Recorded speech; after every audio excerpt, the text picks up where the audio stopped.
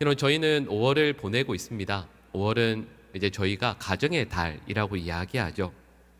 그래서 저희는 5월 한 달을 지내면서 아마 각자 가정을 위해서 기도하실 거예요. 우리의 가정이 복된 가정이 되면 좋겠다. 세상의 사람들이 부러워하는 하나님을 믿는 사람만 보여줄 수 있고 누릴 수 있는 그런 하늘의 은혜를, 하늘의 복을 누릴 수 있으면 참 좋겠다. 여러분, 저도 실은 그런 부담이 늘 있습니다. 성도분들께서 여러 기도 부탁을 하시는데 그런 분들도 계세요. 관계가 아주 가까워져야만 이제 말씀해 주시는, 보여주시는 가족 간의 어려움들이 있거든요. 그런 이야기들을 듣게 될 때 밖으로 보면 참 좋아 보이는데 실은 가정에서 큰 어려움들을 겪는 우리 성도분들을 뵈면서 기도하게 돼요. 늘 그게 기도의 제목이죠. 여러분, 그렇게 말씀을 이렇게 한 장 한 장 쭉 읽으면서 기도하다가 아마 아실 겁니다. 저희가 지금 새벽마다 읽고 있는 말씀이 민수기 말씀이거든요. 그래서 기도하면서 민수기 말씀 1장부터 다시 쭉 읽다가 실은 오늘 본문 말씀을 제가 만나게 됐습니다. 그러면서 한 가지 해답을 찾았어요. 우리 성도분들께서 오늘 본문 말씀에 나오는 이 나실인처럼 될 수 있으면, 나실인들로 우리의 가정이 가득 세워지면 우리의 가정은 천국이 되겠구나라는 생각을 하게 되었습니다. 여러분, 아시는 것처럼 이스라엘은요, 원래 아무나 하나님을 섬기는 게 아니에요. 하나님을 섬길 수 있는 공식적인 직분이 있습니다. 뭐냐 하면 두 가지죠.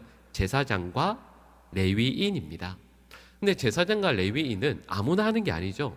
제사장은 아론의 자손들만 할 수가 있고요. 레위인은 어느 지파만 올라갈 수 있죠? 레위 지파만. 그러니까 혈통이 중요합니다.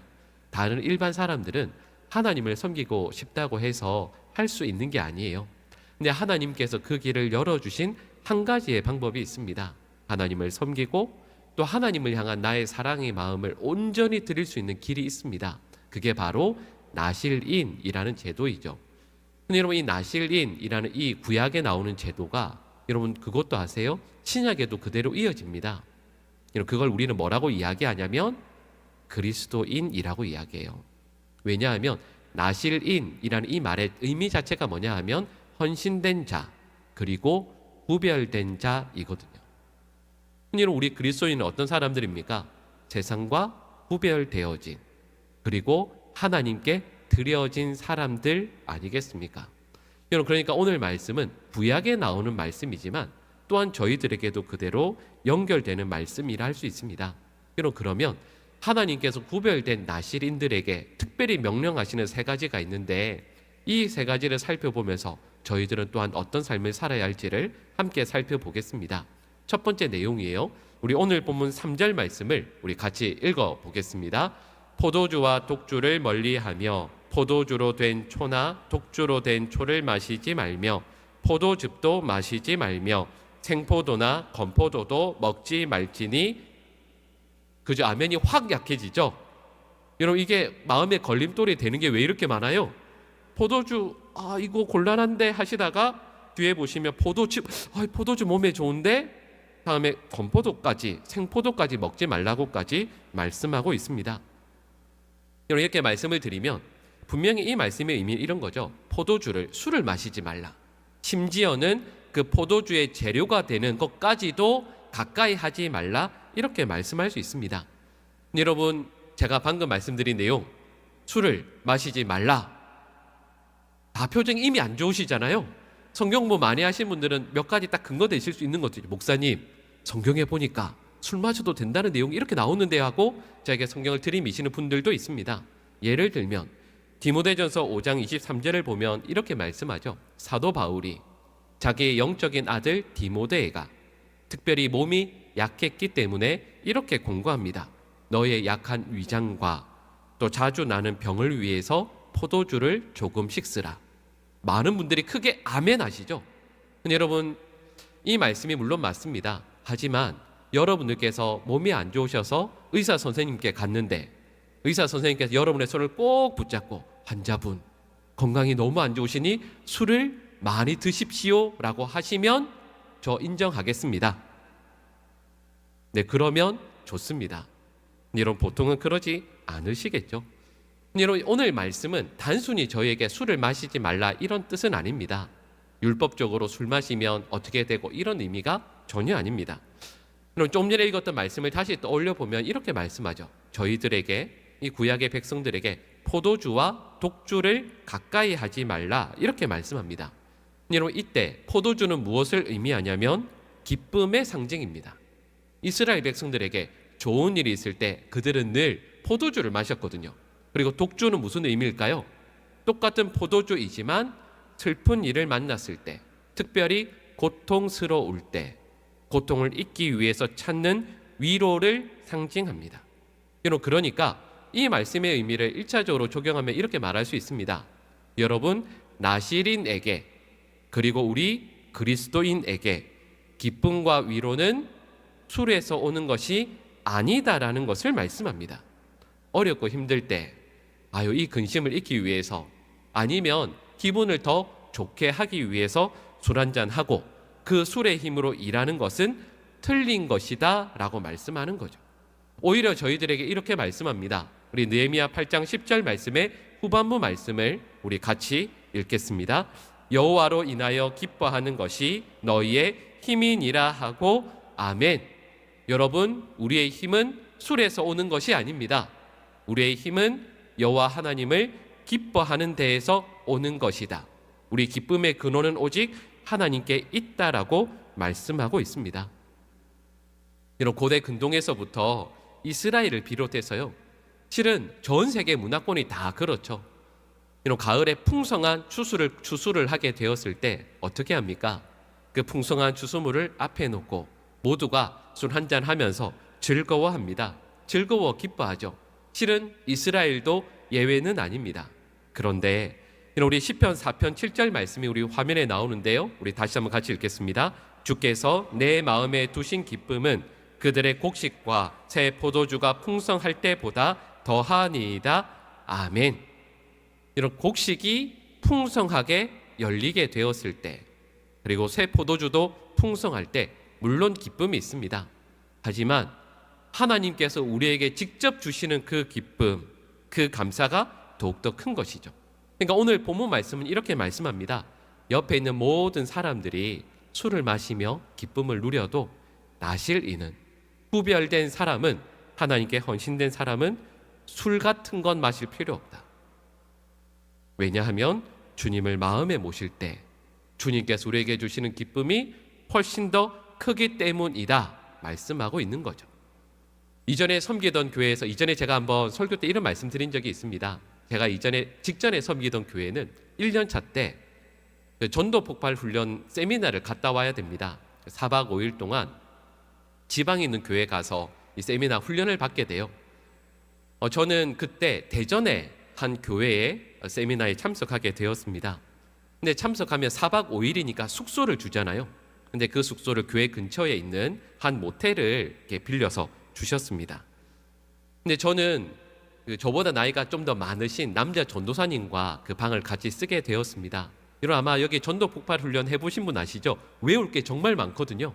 근데 저는 그 날까지도 너무 바빠서 외우라고 하는 내용을 하나도 못 외우고 거기로 갔습니다. 그러니까 그날 밤에 며칠 동안 계속해서 외워야만 했었습니다.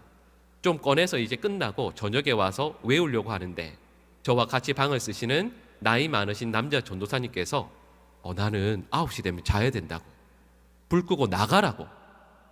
근데 여러분 대전에서 제가 그 밤에 나갈 데가 어디 있겠습니까? 외워야 되는데요, 안 외우면 수치를 당하는데요. 그래서 그 모텔 제가 잤던 곳이 5층인가 6층인가 였는데 거기 엘리베이터 조금 옆에 보면 조그마한 테이블 하나가 있었습니다. 불 되게 어두웠거든요. 거기 제가 그 프린트물을 쫙 해가지고 가서 앉아가지고 11시 12시까지 계속 이렇게 외우고 있는데 갑자기 엘리베이터에서 시끌벅적한 소리가 들렸습니다. 엘리베이터 문이 쫙 열리더니 보니까 등산복을 입은 아주머니, 아저씨들 한 6분 정도가 우르르 나왔습니다. 보니까 많이 취하셨어요.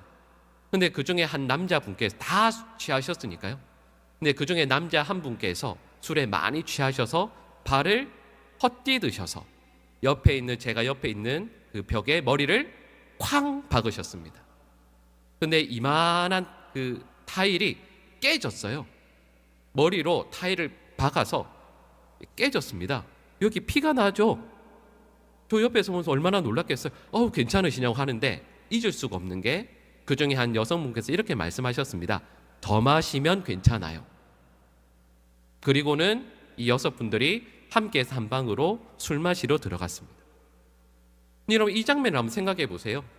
그 모텔에 어떤 분들은, 몇몇 사람들은 이 시간이 지금 힘들지만 하나님의 말씀을 죽어가는 영혼들에게 어떻게 해서든 한 자라도 더 전하기 위해서, 그 세미나를 잘 마치기 위해서 말씀을 혹은 전도하는 내용들을 암기하고 공부하고 있습니다.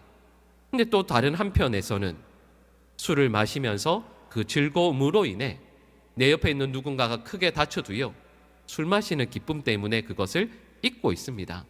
여러분, 술 마시면 기쁨이 있겠죠.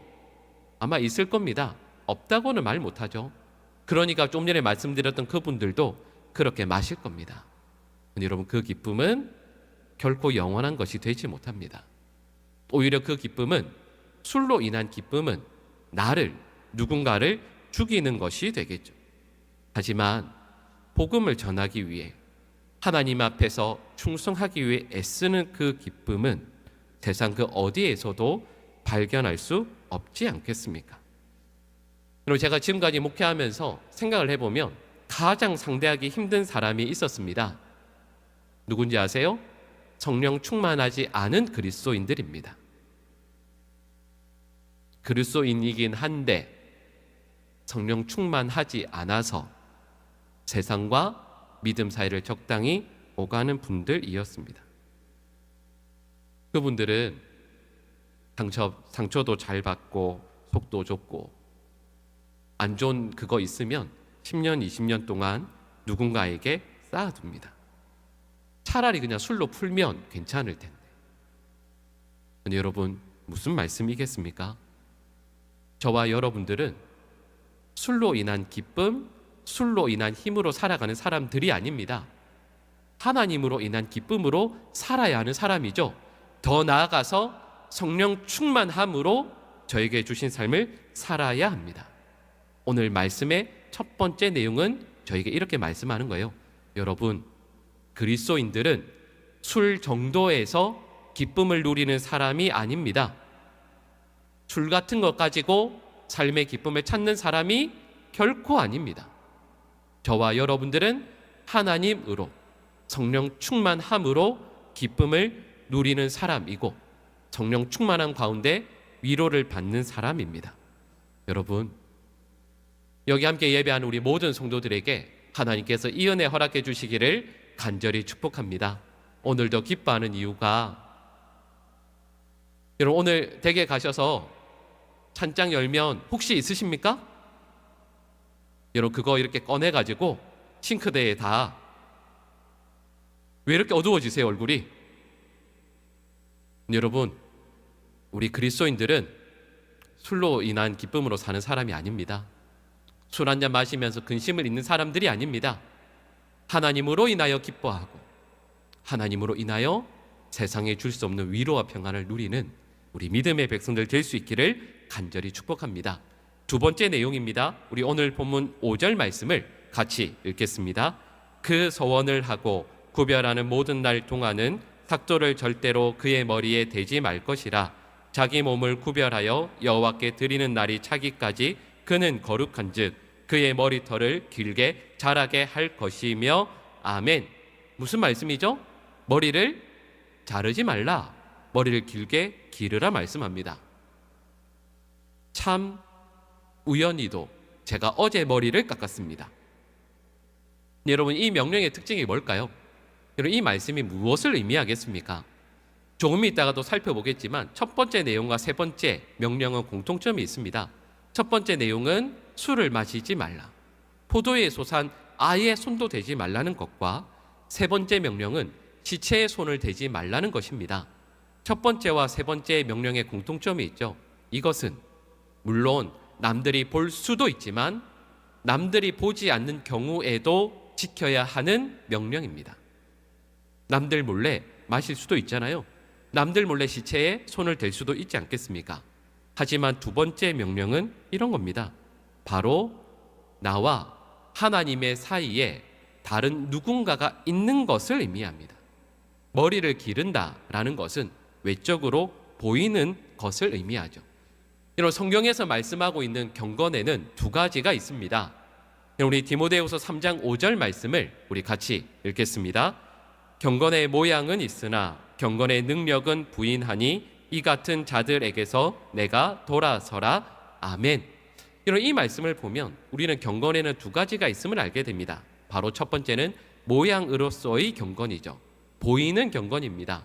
두 번째는 능력으로서의 경건, 곧 보이지 않는 경건임을 알게 됩니다. 여러분, 그러면 좀 전에 읽었던 민수기 6장 5절 말씀은 저희에게 경건, 특별히 보이지 않는 것과 보이는 것 가운데에서 무엇을 말씀하고 있는 것이겠습니까? 보이는 경건에 대해서 말씀하고 있는 거죠. 이렇게 저에게 말씀합니다. 경건의 능력 갖추는 것 당연하지. 그러나 그것만 하지 말고 사람들에게 보이는 경건의 모양도 갖추어야 한다. 이렇게 말씀하는 겁니다.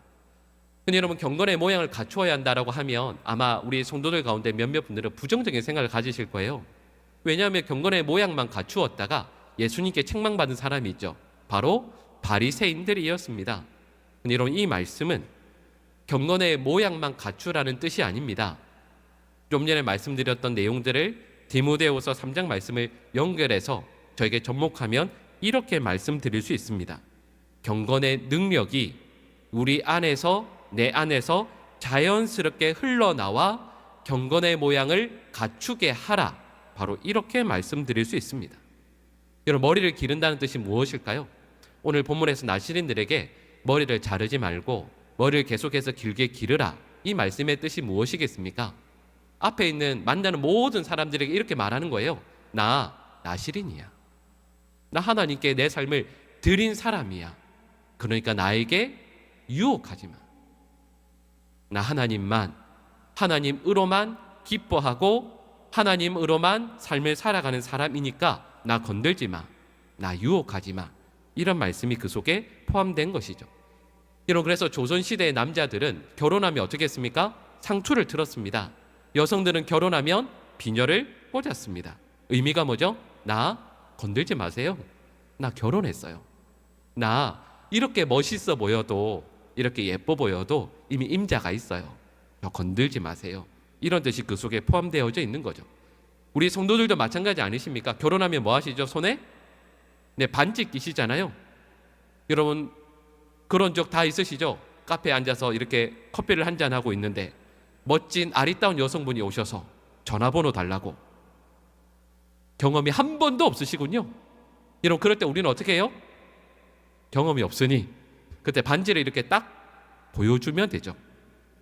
제가 반지를 안 끼는 이유가 그것 때문입니다. 아예 없어요. 그죠?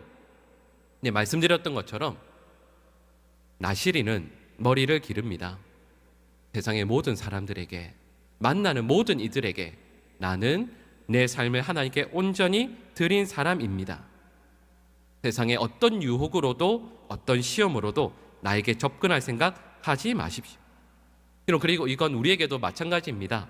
저희들도요, 나의 성도됨, 그리고 하나님만을 추구하는 사람임을 나의 내면적인 삶, 일상의 삶 가운데서 추구하다가 내 곁에 있는 사람들을 만나게 되었을 때 이분이 하나님께 온전히 헌신된 사람이지, 하나님만 바라고 구하는 사람이지 라고 하는, 떠올리게 하는 그 무엇인가가 우리에게 필요한 겁니다.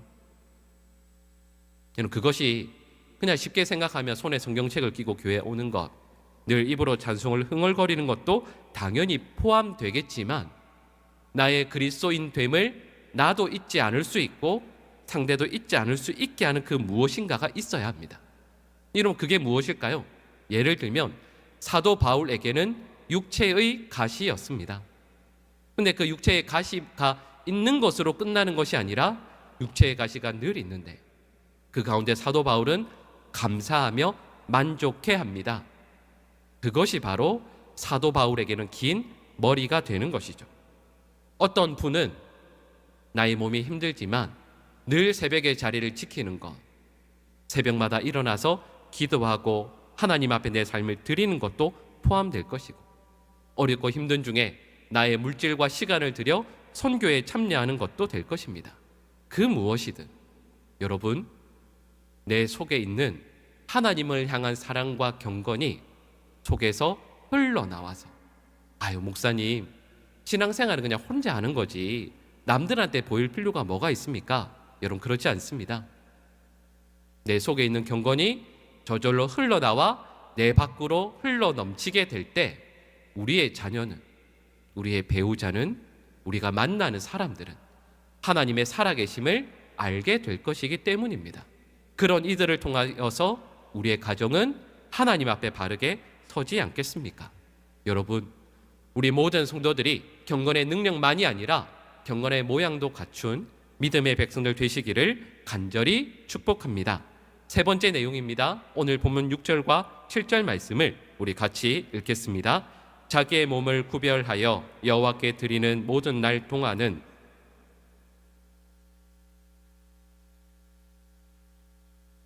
그로 말미암아 몸을 더럽히지 말 것이니 이는 자기의 몸을 구별하여 하나님께 드리는 표가 그의 머리에 있음이라. 아멘.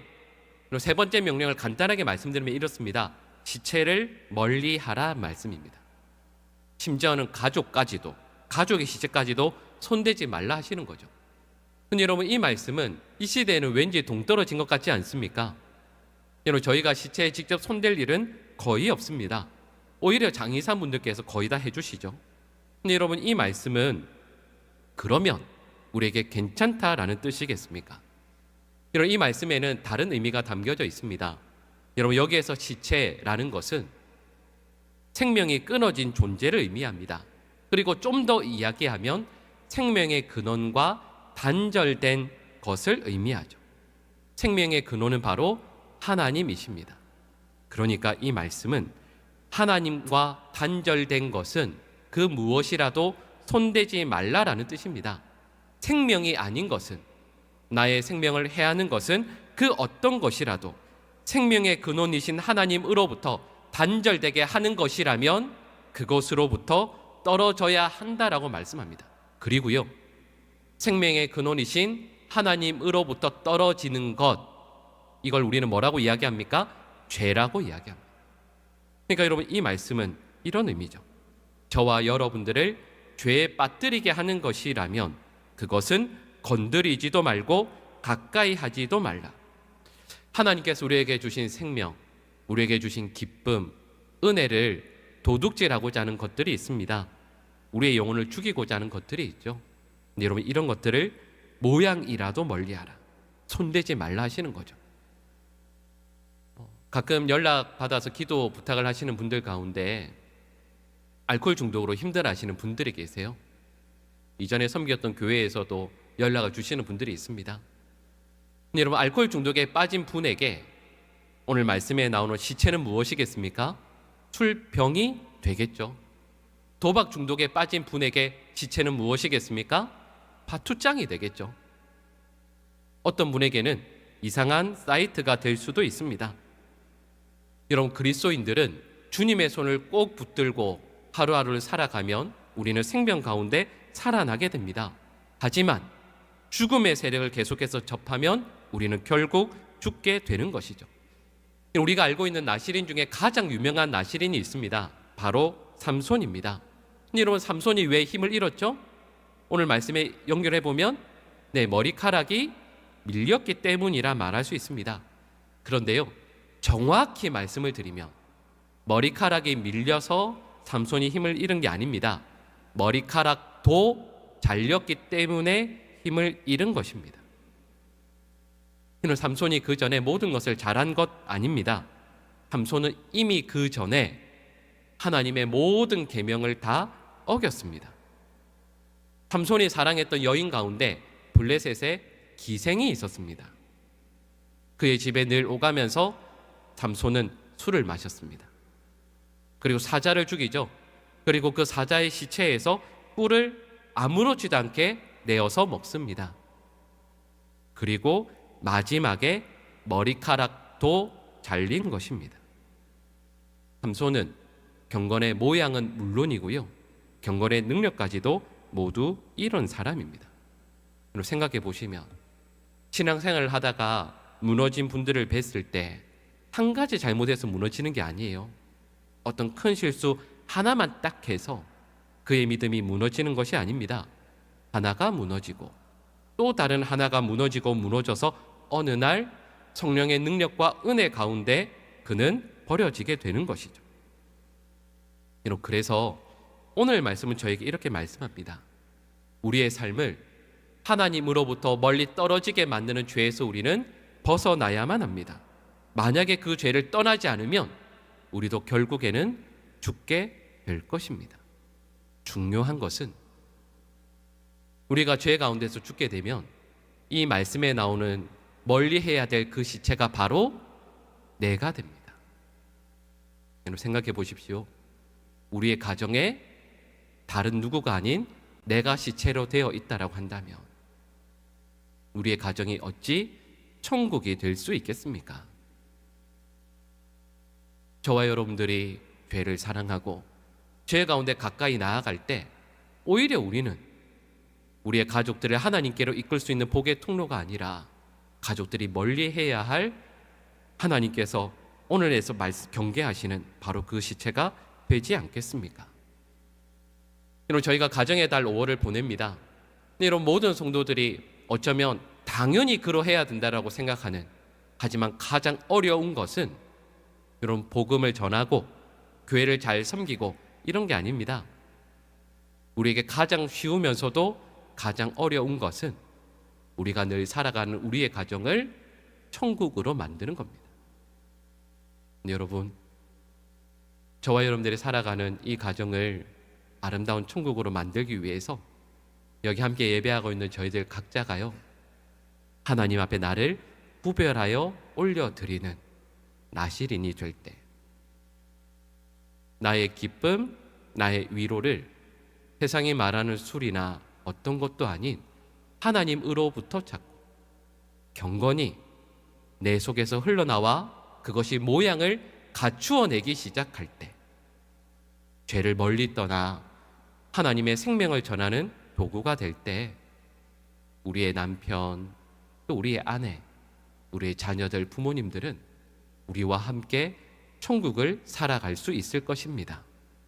우리 모든 성도들에게 하나님께서 이언해 주시기를 우리 성도들의 가정이 지옥이 아니라 끔찍한 곳이 아니라 내가 하나님 앞에 나의 삶을 구별하여 온전히 드려서 우리의 가정이 나시린이 1명, 2명 세워져서 우리 모든 성도들의 가정이 천국 될 수 있기를 간절히 축복합니다. 기도하겠습니다.